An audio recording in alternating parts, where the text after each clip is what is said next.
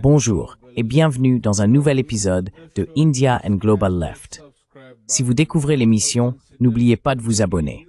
Pensez aussi à devenir membre YouTube, à soutenir sur Patreon ou à faire un petit don via le lien dans la description. Mais le minimum que vous puissiez faire, c'est regarder cette émission, aimer, partager et commenter. Sans plus attendre, permettez-moi d'accueillir notre invité de ce soir, le professeur Mohammad Marandi. Le professeur Marandi enseigne à l'université de Téhéran. Professeur Marandi, bienvenue à nouveau sur India and Global Left.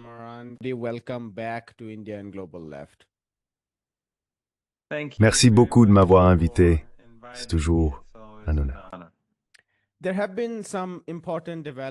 Il y a eu des développements importants concernant la Palestine. Mais si nous pouvions commencer par la situation sur le terrain à Gaza en particulier, nous voyons de nouveaux rapports sur cette invasion renouvelée de la ville de Gaza. Les responsables israéliens ont eux-mêmes admis avoir déplacé plus de 400 au moins des habitants de la ville de Gaza vers Al-Mawasi, qu'ils bombardent à leur tour.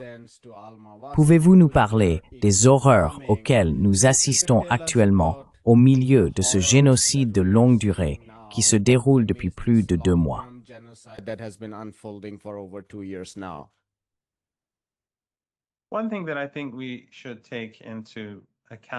Une chose que je pense qu'il faut prendre en compte et souligner, qui est très importante, c'est que pendant les premiers mois, les médias occidentaux ont caché la réalité et ont tenté de répéter des mensonges sur des décapitations et des viols afin de justifier le génocide. Puis au bout d'un certain temps, il est devenu évident qu'ils massacraient des Palestiniens. Mais encore une fois, l'Occident a essayé de faire croire qu'il ne s'agissait pas d'un génocide. Ils ont tenté de créer un débat ou de soutenir qu'il ne s'agissait pas d'un génocide et que les Israéliens menaient simplement une guerre et que ces personnes étaient des victimes malheureuses. Mais cela a continué encore et encore jusqu'à ce que nous assistions réellement à un tournant en Occident, où des images de bébés affamés et de personnes affamées étaient en ligne à la vue de tous.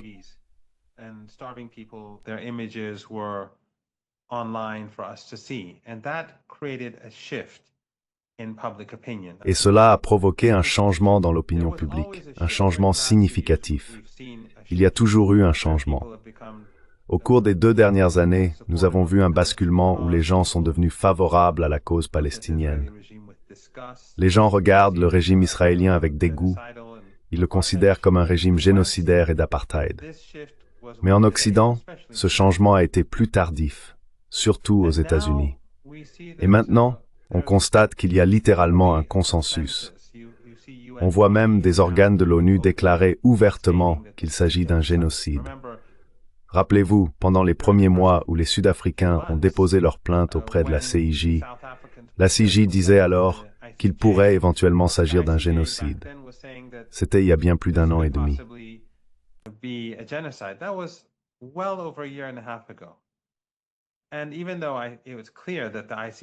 Et même s'il était évident que la CIJ puis la CPI subissaient une énorme pression, il est clair que des gens partout dans le monde ont vu cela comme un génocide, et de plus en plus au fil du temps. Mais ce que j'essaye de dire, c'est qu'aujourd'hui, alors que tout le monde considère cela comme un génocide et comme une extermination du peuple palestinien, nous avons tout vu.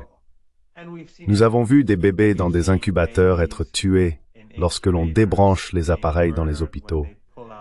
Le premier hôpital qui a été bombardé, les médias occidentaux et les agences de renseignement occidentales ont même essayé de mentir et de blâmer les Palestiniens. Mais ensuite, lorsqu'ils ont bombardé hôpital après hôpital, il est devenu évident que ce n'était plus quelque chose que les médias occidentaux pouvaient prétendre ignorer.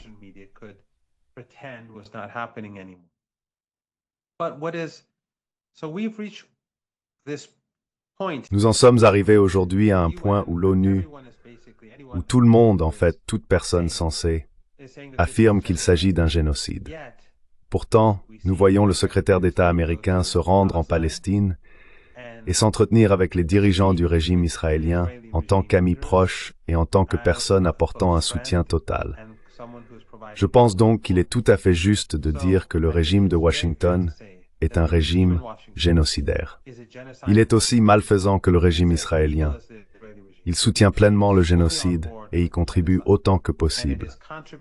Et cela, à mon avis, a sa propre importance. Cela a une portée mondiale. Cela contribue à créer un consensus dans l'ensemble du Sud global, non seulement contre le régime israélien, mais aussi contre les États-Unis et l'Occident.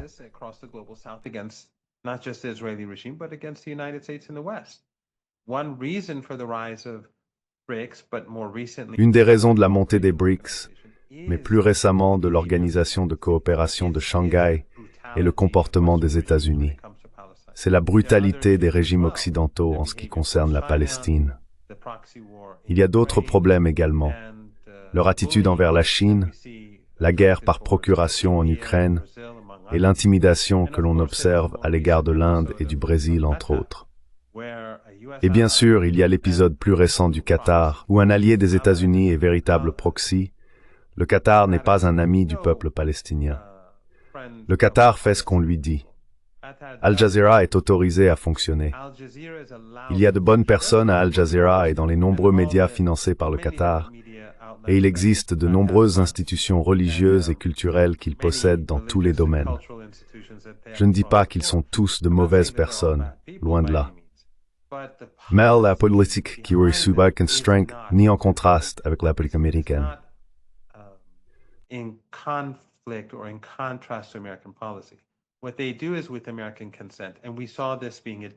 Ce qu'ils font se fait avec le consentement des Américains. Et nous avons vu que cela a été admis.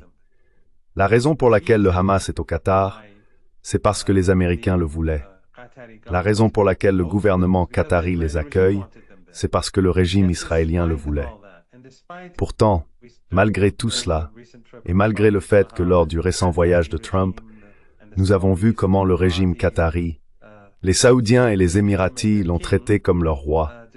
Malgré tous les cadeaux et toutes les promesses de donner tout leur argent aux Américains pour reconstruire les États-Unis, qu'ils aient cet argent ou non, c'est encore une autre histoire. Donc, malgré les promesses d'investissement de ces pays soutenus par les Américains, les Qataris, les Saoudiens, les Émiratis, et le cadeau d'un avion à Trump, nous avons vu qu'il a permis aux Israéliens de bombarder le pays.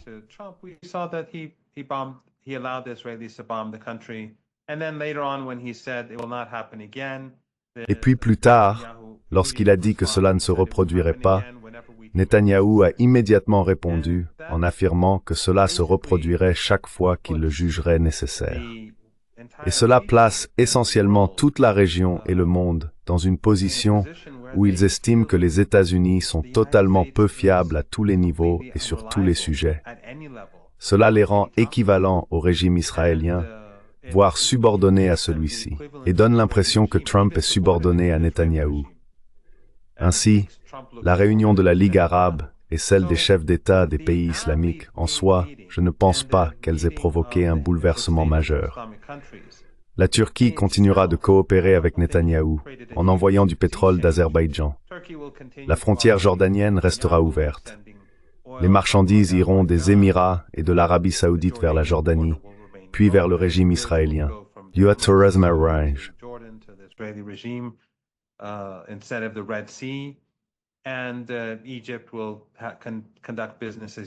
Et l'Égypte continuera ses activités comme d'habitude. Mais cela contribue à ce mouvement général d'éloignement de l'Occident à travers le monde. Et puis, lorsque l'on regarde les événements à l'intérieur des États-Unis, comme l'assassinat de Charlie Kirk, et peu importe qui l'a commis et qui en est responsable, les questions que ça soulève et les problèmes qui sont apparus concernant sa relation avec les sionistes et les milliardaires sionistes qui financent son organisation, lorsqu'on met tout cela ensemble, je pense que cela affaiblit la position occidentale. Ce n'est donc pas comme s'il y avait un changement soudain et brutal. Il s'agit d'un changement progressif qui se produit depuis 2 ans. Mais je pense que si l'on compare aujourd'hui à il y a 2 ans, nous vivons dans un monde bien plus dangereux, mais aussi très différent, où l'Occident collectif a perdu énormément à tous les niveaux possibles.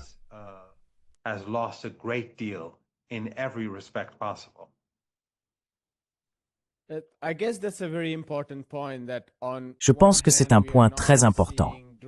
D'un côté, nous n'assistons pas à des changements spectaculaires qui nous permettraient d'espérer que le génocide s'arrêtera du jour au lendemain. D'un autre côté, si l'on considère cela sur le long terme, au cours des 2 dernières années, il y a eu indéniablement un changement massif concernant les récits qui sont devenus dominants. Même des pays comme la France ont soutenu la récente résolution de l'Assemblée générale de l'ONU du 12 septembre en faveur de 2 États. Et je tiens à ajouter que, même si on parle de 2 États, il ne s'agit pas seulement de 2 États, il s'agit en fin de compte de la souveraineté palestinienne. La résolution a condamné la violence des colons israéliens, l'expansion dans la région, etc., etc.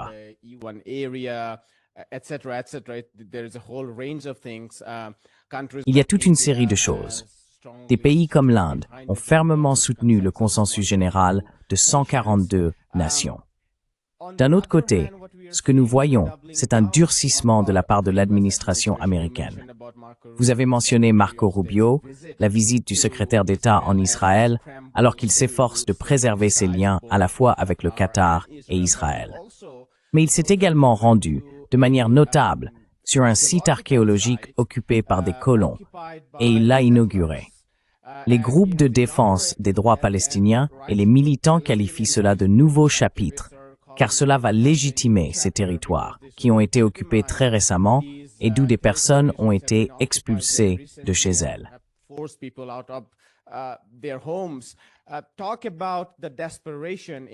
Parlons du désespoir au sein de l'administration américaine, où il n'y a même plus de vernis.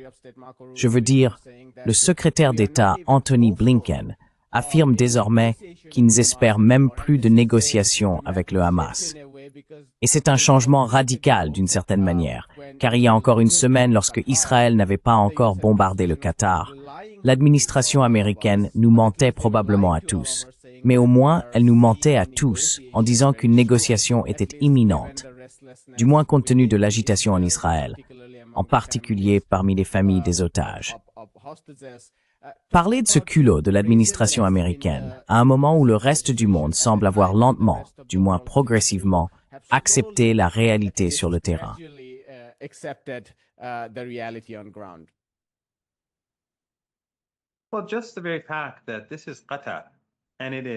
Eh bien, rien que le fait que ce soit le Qatar et qu'il soit complètement subordonné aux États-Unis et qu'il procure tant de richesses aux dirigeants américains.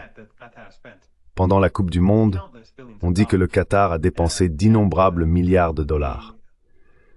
Les entreprises qui construisaient les stades, les hôtels et les métros étaient toutes liées à des personnalités clés aux États-Unis et à certaines en Europe. Donc, l'exploitation du Qatar se fait à plusieurs niveaux. Mais malgré cette obéissance, et malgré le fait que la richesse produite par le gaz au Qatar va littéralement vers l'Occident et y est également investie, ce qui reste qatari, nous avons vu à quel point les États-Unis ne sont pas disposés à le protéger.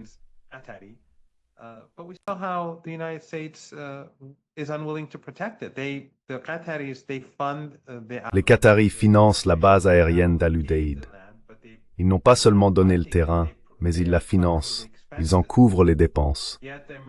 Pourtant, lorsque les Israéliens veulent la bombarder, les Américains se retirent, coopèrent avec eux et les laissent faire. Et ensuite, quand les Américains disent que cela ne se reproduira plus, les Israéliens répondent « Oui, chaque fois que ce sera nécessaire, cela se reproduira. » Qu'est-ce que cela dit des États-Unis? Cela les rend totalement peu fiables. Plus personne ne leur fait confiance. Et cela renforce aussi l'argument du Hezbollah, lorsque les Américains conspirent avec les Saoudiens, les Turcs, leurs supplétifs en Syrie et le régime israélien pour désarmer la résistance au Liban.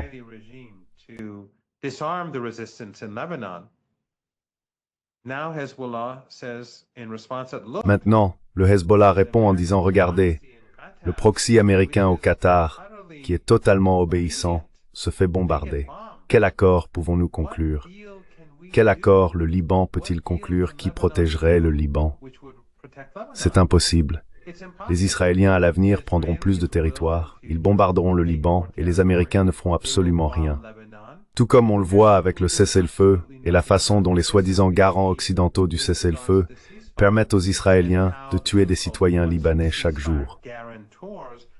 Rien qu'hier, ils ont tué quelqu'un lors d'une frappe, et lors d'une autre, ils ont bombardé un immeuble, blessant des enfants, des femmes et des familles. Mais les soi-disant garants ne font rien. Ils sont indifférents.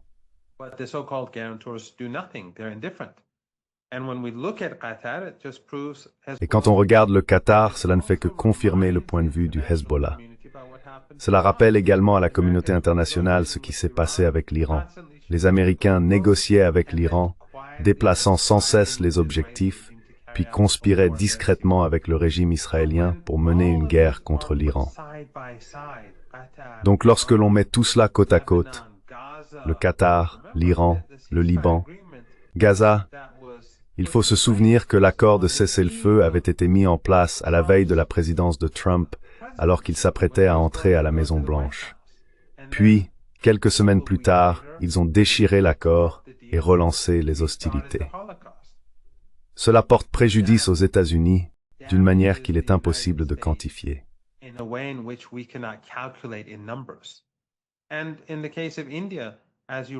Et dans le cas de l'Inde, comme vous l'avez justement souligné, l'Inde entretient une relation différente avec le régime israélien, mais elle l'a condamné lors du sommet de l'Organisation de coopération de Shanghai, et elle a également voté contre lui à l'Assemblée générale. D'ailleurs, le nombre de votes aurait pu être encore plus élevé, mais des pays comme l'Iran n'ont pas voté. Ils ont quitté la salle parce que l'Iran n'accepte pas la solution à deux États. Donc, le nombre de pays qui soutiennent les Palestiniens, malgré l'immense pression et l'intimidation exercées par les États-Unis à l'Assemblée générale de l'ONU, est extraordinaire. Ceux qui ont voté contre sont ces minuscules îles du Pacifique qui sont vraiment insignifiantes. Ainsi, comme vous l'avez justement souligné, et comme nous en discussions plus tôt, cela fait partie d'un processus. Au cours des 2 dernières années, beaucoup de choses ont changé.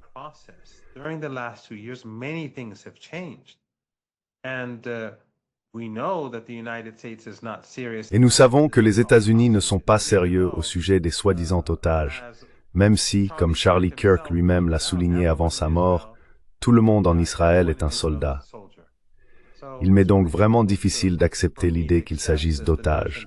Ce sont des soldats ou des réservistes de Tsahal. Les otages, ce sont les Palestiniens.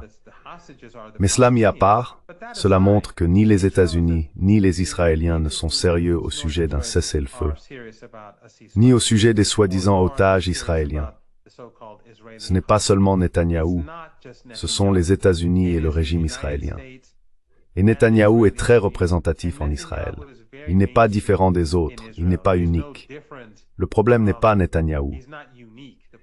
Et maintenant, il est clair que le problème n'est pas Israël.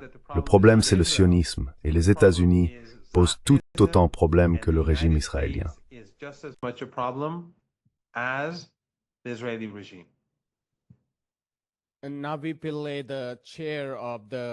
Navi Pillay, la présidente de la commission d'enquête indépendante des Nations Unies sur la Cisjordanie occupée, a accusé l'État israélien, et non seulement Netanyahou, contrairement au rapport de la CPI, de commettre un génocide.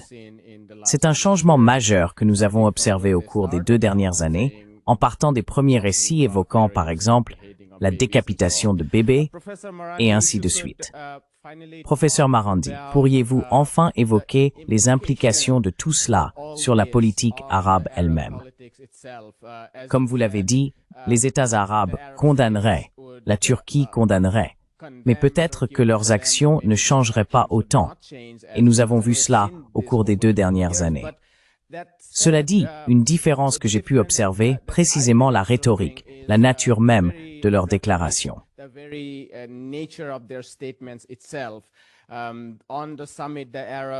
Au sommet d'hier, le sommet arabo-CCG et OCI, si vous lisez toutes les déclarations émanant de la Jordanie, de l'Égypte, du Qatar, de l'Arabie saoudite et de la Turquie, et que vous les comparez à celles de l'Iran, elles semblent indiscernables.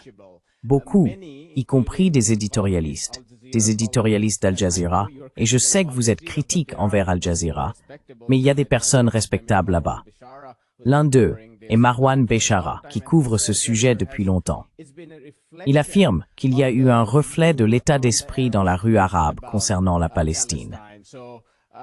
Ainsi, l'écart entre l'état d'esprit des administrations et celui du public en général n'existe pas seulement aux États-Unis. Nous l'observons aussi dans le monde arabe lui-même.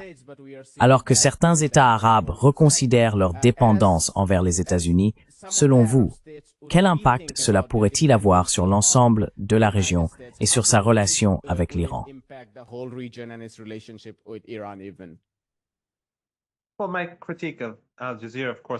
Eh bien, ma critique d'Al Jazeera, bien sûr, comme je l'ai dit plus tôt, ne signifie pas que je pense que toutes les personnes travaillant pour les différents médias du Qatar ne sont pas de bonnes personnes. Il y a beaucoup de bonnes personnes. Mais bien sûr, Al Jazeera a beaucoup aidé le régime israélien à saper la Syrie. Cela faisait partie du projet israélien. Cela faisait partie du projet américain. Cela faisait partie du projet du Grand Israël. Nous voyons aujourd'hui que la raison pour laquelle ils peuvent bombarder Gaza aujourd'hui, c'est à cause de ce qui est arrivé à la Syrie. Et la raison pour laquelle ils ont survolé l'espace aérien saoudien, c'est à cause de ce qui est arrivé à la Syrie. Et Al Jazeera n'a pas soutenu la résistance.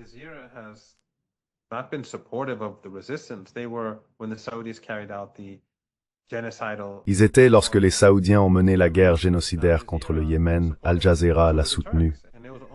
Les Turcs aussi, et c'était entièrement le gouvernement turc.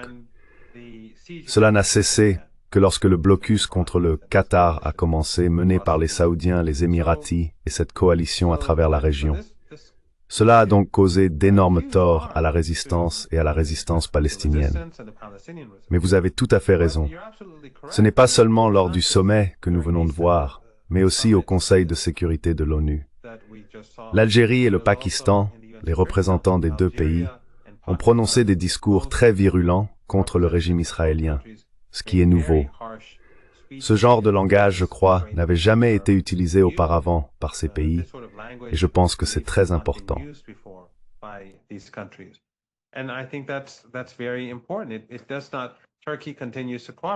La Turquie continue de coopérer, tout comme les autres, comme je l'ai dit précédemment, mais cela montre, c'est symptomatique des changements en cours, comme vous l'avez souligné dans la rue.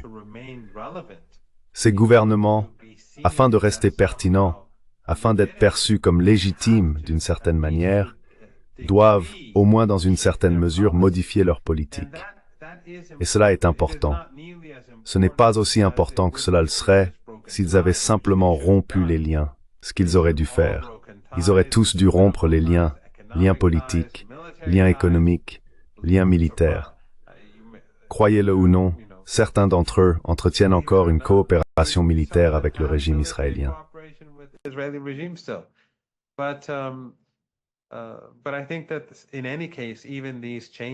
Mais je pense que de toute façon, même ces changements, lorsqu'on les combine avec ce que l'islamisme a apporté, comme nous l'avons dit plus tôt, et avec la tendance générale des 2 dernières années, ils contribuent à une isolation irréversible, selon moi, irréversible du régime israélien et de ses collaborateurs, de ses facilitateurs et de ses apologistes.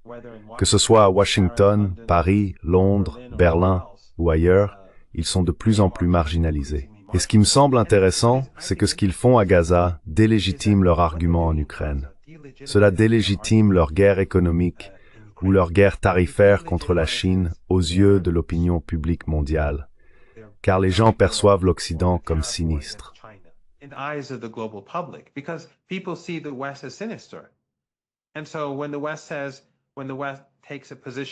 Ainsi, lorsque l'Occident prend position contre le Brésil, comme nous venons de le voir avec le secrétaire d'État, personne n'a de sympathie pour lui car il est perçu comme un monstre génocidaire allié à Netanyahou. Donc, quelle que soit la position que les États-Unis adoptent contre le Brésil, la sympathie va automatiquement au Brésil. Quand il s'agit de la Chine, le monde sympathise avec la Chine. Et c'est quelque chose que j'ai constaté avec l'Iran. Les États-Unis ont réussi, grâce à la puissance de leurs médias et à ceux de leurs alliés dans la région, pays arabes et autres, à diaboliser et marginaliser l'Iran. It has been able to demonize Iran, marginalize Iran, but today you see that across the region and beyond, despite Mais aujourd'hui, on constate que dans toute la région et au-delà, malgré des décennies d'hostilité à son égard, l'Iran devient de plus en plus populaire. Et les gens disent que l'Iran est le seul espoir. Ainsi, ce que font les États-Unis, ce que fait l'Occident, c'est détruire leurs propres capacités dans leur confrontation sur tous les différents fronts. Et sur le plan intérieur, cela intensifie la menace d'instabilité. Car, indépendamment de ce qui est arrivé à Charlie Kirk et de qui l'a tué, les tensions qui s'accumulent aux États-Unis sont étroitement liées au sionisme et au rôle que joue le sionisme dans le pays.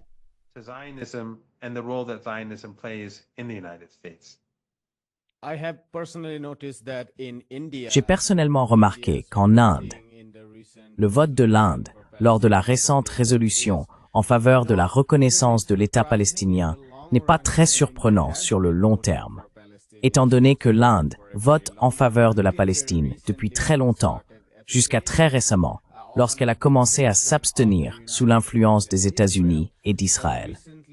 Mais récemment, elle n'a pas seulement inversé cette tendance, compte tenu de ce qui s'est passé, de ce que les États-Unis ont fait à l'Inde et du rapprochement de l'Inde avec le camp des BRICS.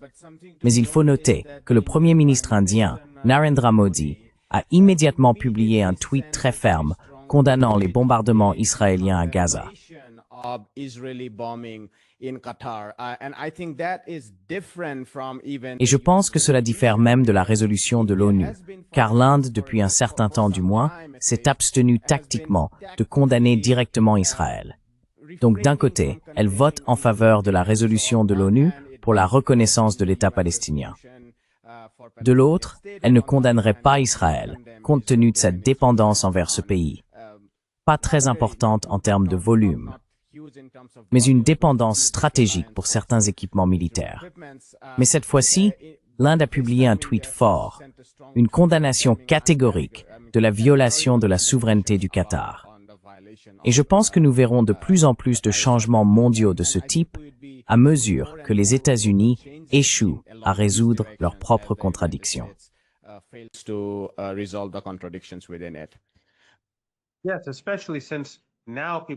Oui, d'autant plus qu'aujourd'hui, les gens du monde entier constatent que l'ensemble de l'Asie de l'Ouest, qui se trouve majoritairement dans le camp américain à l'exception du Yémen, de l'Iran et des organisations de résistance, est menacée. La sécurité énergétique future du monde est en péril, et même les alliés américains ne sont plus en sécurité. C'est une menace pour l'Inde.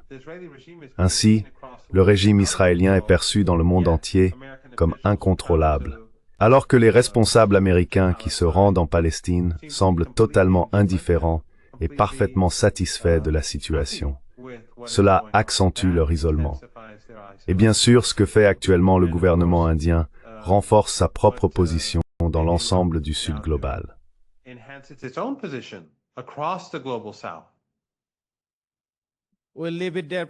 Nous allons nous arrêter là, professeur Marandi. Comme toujours, cette conversation a été très utile. Merci beaucoup pour votre temps. Merci beaucoup de m'avoir invité. Prenez soin de vous. Au revoir. Vous aussi. Bonjour, je m'appelle Ayushman. Avec Jyotishman, nous avons lancé cette plateforme. Depuis 2 ans, nous essayons de créer du contenu pour les forces de gauche et progressistes. Jusqu'à présent, nous avons interviewé des économistes, des historiens, des commentateurs politiques et des militants. Si vous avez apprécié notre contenu jusqu'à présent et souhaitez que nous construisions une archive pour la gauche, j'ai 2 demandes à vous faire. Merci d'envisager de faire un don à cette cause. Le lien se trouve dans la description ci-dessous. Si vous ne pouvez pas le faire, ne vous en faites pas. Vous pouvez toujours aimer nos vidéos et les partager avec vos camarades. Enfin, n'oubliez pas d'appuyer sur le bouton d'abonnement. Finally, don't forget to hit the subscribe button.